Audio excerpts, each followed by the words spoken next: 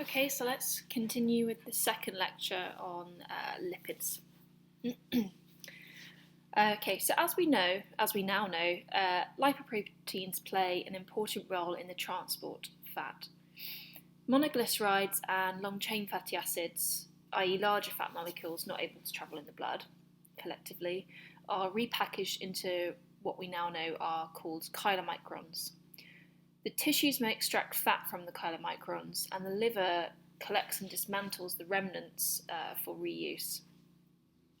The body makes four main types of lipoproteins, distinguished by their size and density, so how densely packed the lipoprotein is with lipid relative to protein. So we have, of course, the chylomicrons, then VLDL, very low density lipoproteins, which are made in the liver.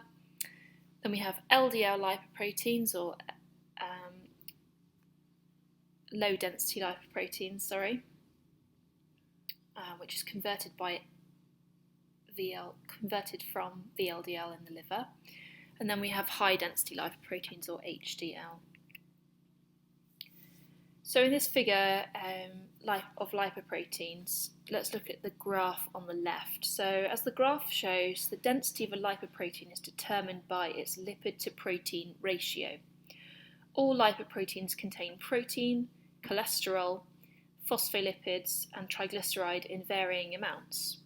An LDL has a high ratio of lipid to protein, about 80% lipid to 20% protein.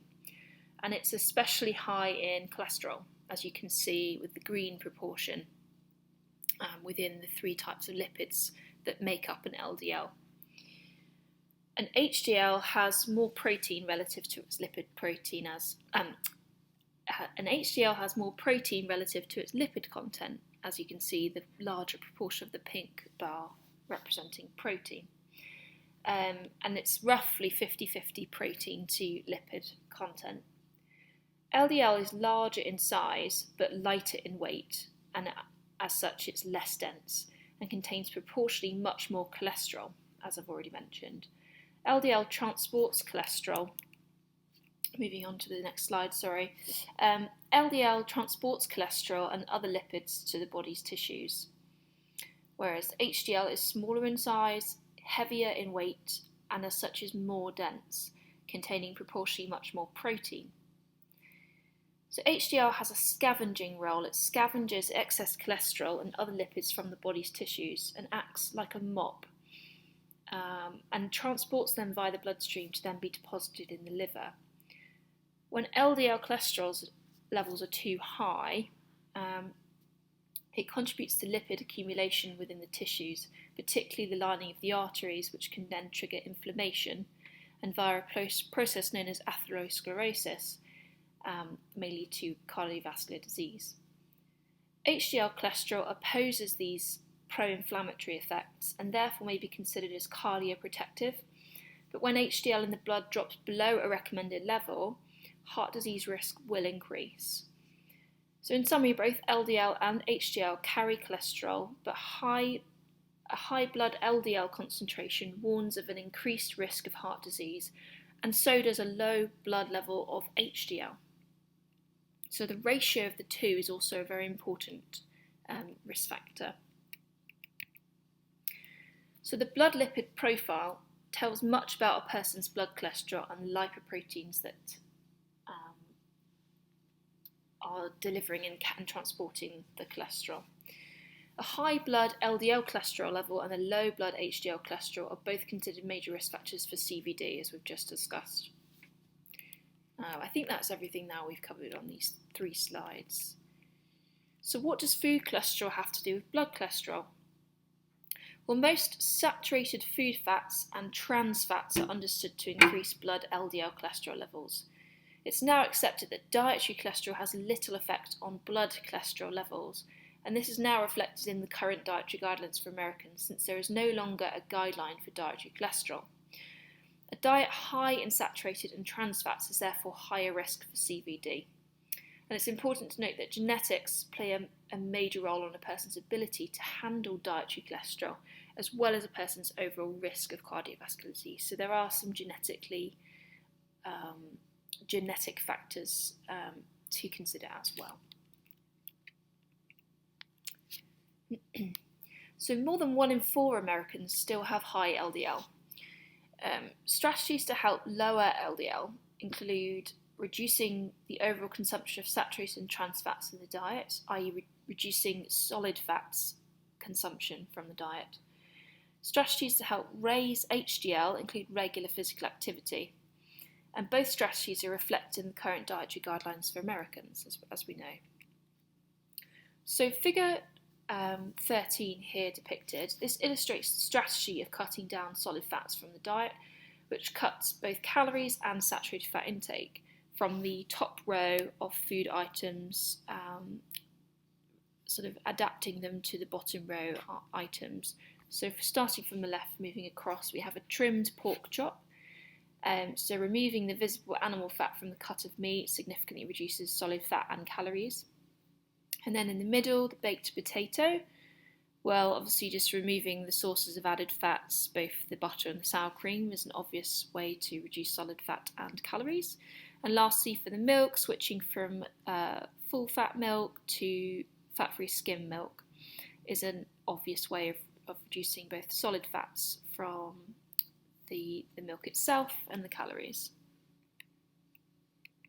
So why does physical activity protect our cardiovascular health?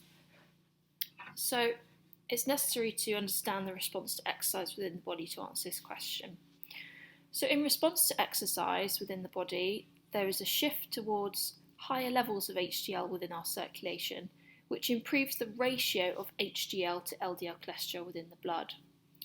So it's enhancing the net mopping up effects of HDL to our LDL.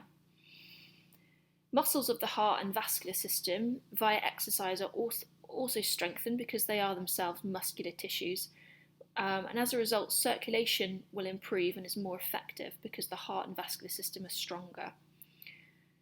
Thirdly, there's an increase in the total amount of blood volume that's pumped with every heartbeat, so the heart's output or cardiac output is greater with less or the same effort as well.